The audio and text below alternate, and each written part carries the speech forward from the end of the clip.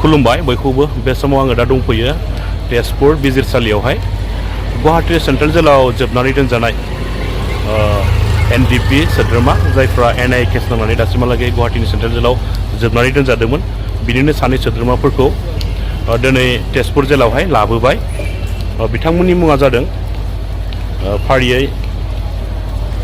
बिष्णु नार्जारी बिथांखौ आफादावहाय एन बिरेमा होननानै बुङो एबा एन बेरेमा होननानै गाबज्रिनाय जायो आरो सासेनि मुङा जादों नितुल दैमारी बिथांखौ आफादावहाय डि नायहाब होननानै गाबज्रिनाय जायोमोन दा बिथांमोनखौनो दिनै गुवाहाटी सेन्ट्रेल जेलनिफ्राय तेजपुर जेलावहाय लाबोनाय जाबाय दा बिजिरसालियावनो दङ बिथांमोनजों गोथौयै माखासे बाथ्रा सावरायलायबाय बे समाव बारग' NDP सोद्रोमा बिथांमोना मा बाथ्रा फोरमायदों नोंथांमोना नायनानै लाग्रोदो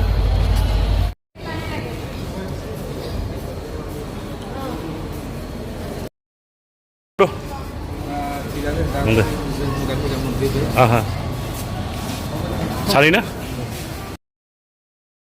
मोजां ना लोगो मोनलायबाय थासिगोन नङा होमबा लोगो मोनलायबाय थासिगोन ओमफ्राय दा दे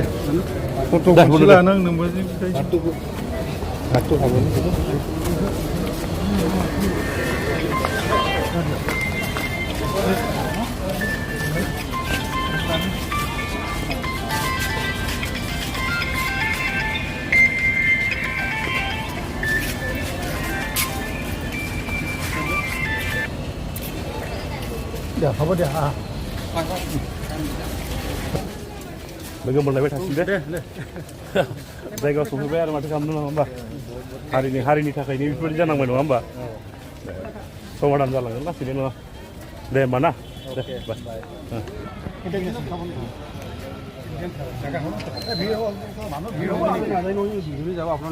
दे গাড়ীত আৰু ভাল হ'ব গাড়ীত যে আৰু ভাল পাব চেফটি হ'ব মাহঁতক যাওক লগত বেলেগ যাব নালাগে মাহঁতৰ লগতে বহি পেলাই ধুনীয়াকৈ গাড়ীতে বহি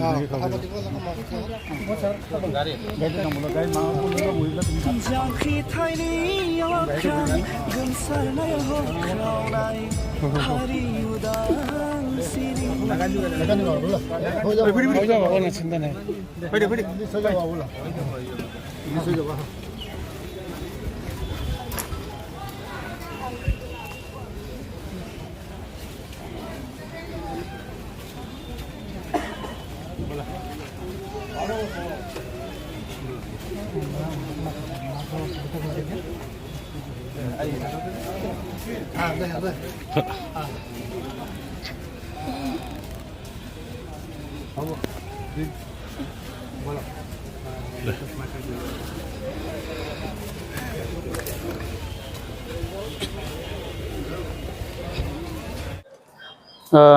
दिनै स्पेशल NIA केसनि 02/2001 जाय बिथांमोना गोबाव सम गुवाहाटी सेन्ट्रेल जेलाव दङमोन बिथां नितुल दैमारी आरो बिष्णु नार्जारी बिथांमोनखौ दिनै तेजपुर कर्टआव लाबोनाय जादों बिथांमोननि केसा धेकियाजुलियावमोन धेकियाजुलिनिफ्राय बिथांमोनखौ दिनै बे तेजपुर कर्टआव लाबोनाय जाबाय दिनै फार्स्ट प्रडिउस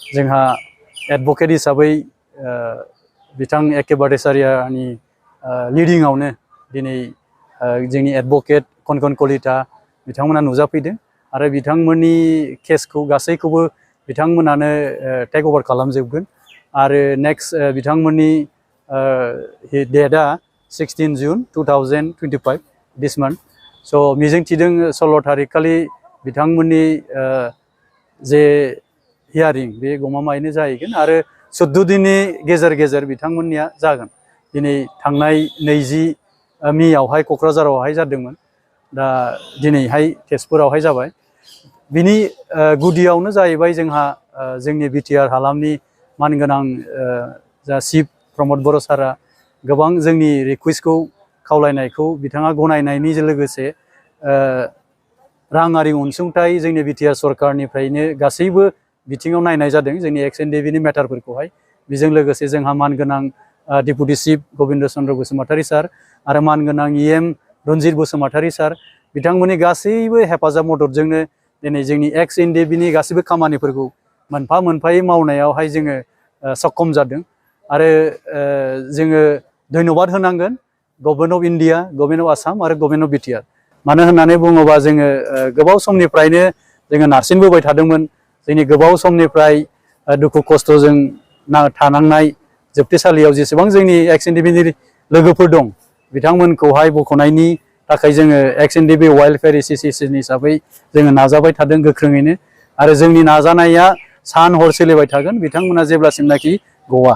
थिग बेबायदियैनो दिनैहाय मोनसेनि उनाव मोनसे जालांगासिनो दं आरो जोङो आसा थिदों थाबैनो बिथांमोना उदां अख्राङाव जोंजों फैफानो हागोन। आरो बिनि अनगायैबो सेन्ट्रेल जेलावहाय आरो दंबावो। सेन्ट्रेल जेलाव दासिमबो एसे दंबावो। मानो होननानै बुङोबा डेट अनुजायैसो लाबोनाय जायो। नै दिनैबो डेट गोनांखाय बिथांमोनखौ लाबोनाय जाबाय आरो जोंहा 3 तारिखआवबो मुसलपुराव दंबावो, 4 तारिखआवबो बिश्वनाथ सारियालाव दंबावो। दा बेबायदिनो डेट अनुजायै बिथांमोनखौ लांबाय थागोन। बेनि अनगायै दैमारि सारनि औ, बिथांनि केसा जोंहा सुप्रिम कर्टआव सोलिगासिनो दङ। दा बिथांमोननि डेटआ फैगौ सेप्तेम्बर दानावहाय जागोन। बिनि प्रसेसआबो सोलिगासिनो। थांनाय दानफोरावहाय एसे फासयनाय जादों। दा सेप्तेम्बर दानावहाय जोङो मिजिंथिदों गासैबो पजिटिभलि जाजोबगोन। गोजोन्थों। নাম্বাৰ 2/21 এইটো কেছটো এন আই কোৰ্টত চলিছিলে আৰু চৰকাৰৰ এপ্ৰুভেল হৈ ষ্টেট গভৰ্ণমেণ্টলৈ এই কেছটো ট্ৰেন্সফাৰ হৈছিলে। সেই হিচাপে এটা কেছ আমাৰ তেজপুৰত ট্ৰেন্সফাৰ হৈ আহিছে। সেই কেছটো ইয়াত ছেশ্যন কেছ নাম্বাৰ 97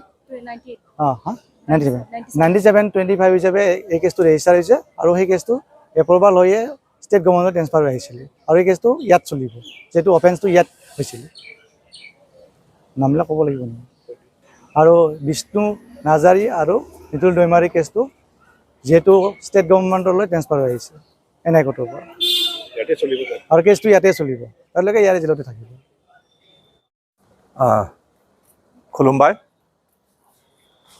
दिनै एन आइ केसनि सानै गुवाहाटी सेन्ट्रेल जेलनिफ्राय जोंनि बे तेजपुर सिजिएम कर्टआव लाना फैदों। बिथांमोना एन आइ केसनिमोन सेन्ट्रेलनिफ्राय आसाम स्टेट गभर्नमेन्टआ आसाम स्टेटनि सिङाव लाबोनानै गावबागाव डिस्ट्रिक्ट मेजिस्ट्रेट जजनि आन्दाराव केसफोरखौ बिसार खालामनाय जागोन। बेनिखाय सेन्ट्रेलनिफ्राय स्टेटनि सिङाव लाबोबाय आरो गावबागाव जिल्ला हिसाबै जोंनि तेजपुरनि सानै बिष्णु नार्जारी आरो नितुल दैमारी बिथांमोनखौ दिनै तेजपुर सिजिएम कर्टआव लाना फैनाय जादों। दा सेन्ट्रेलनिफ्राय आसाम स्टेटआव केसफोरखौ लाबोनायनि थाखाय जों मानगोनां जोंनि चिफ मिनिस्टार हिमन्त बिश्व शर्मानिसिम रोजा रोजा साबायखर होदों आरो हम मिनिस्टार राजनाथ सिंह बिथांमोननिसिमबो अमित शाह बिथांनिसिमबो रोजा रोजा साबायखर थाबाय आरो मानगोनां जोंनि बिटिसिनि CM मानगोनां प्रमद बर' बिथांनिसिमबो रोजा रोजा साबायखर थाबाय।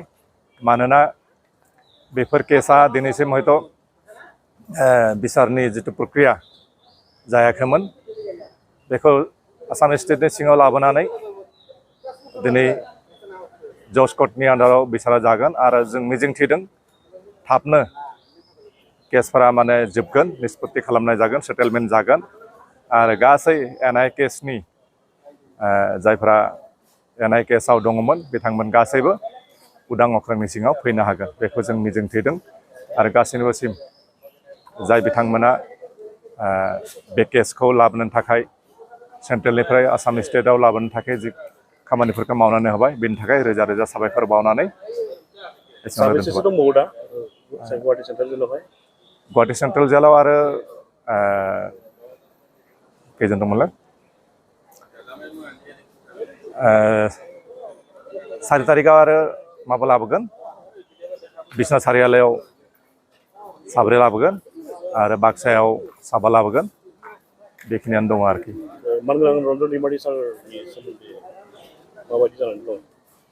बिथांनि केसआथ' बिदि आन्डार ट्रायल केस गैला, CBI केसनि जितुनिखि भार्डिक्ट होनानै दोनदों बेखौ जों सुप्रिम कर्टआव जिथुनिखि आपिल खालामदोंमोन बेखौ रिजेक्ट खालामना दोनदों नेक्स्ट जों नाजासिगोन नाजानायनि उनाव मा जायो बेनि सायाव सोनारगोन